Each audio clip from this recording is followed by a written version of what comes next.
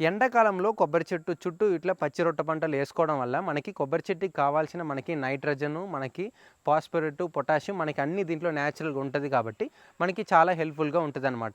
మెయిన్గా ఈ దైంచా సీడ్స్ అనేసి అంటారు, అంటే పచ్చి రొట్ట పంటలో.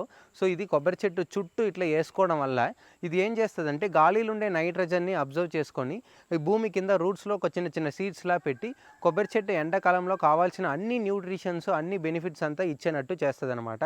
ఇది వేయడం వల్ల మన కొబ్బరి చెట్టు చల్లగా కూడా ఉంటుందన్నమాట.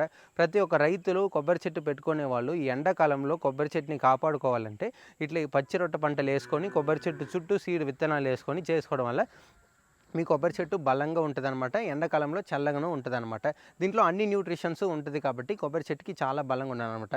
ప్రతి ఒక్క రైతులు కొబ్బరి చెట్టుకి కావాల్సినంత ఒక దానికి ఒక 50 గ్రామ్స్ విత్తనాలు తీసుకొని కొబ్బరి చెట్టు చుట్టూ విత్తనాలు వేసేసి ఎండాకాలంలో వదిలేస్తే ఎండాకాలంలో కొబ్బరి చెట్టు బలంగా ఉంటాయన్నమాట.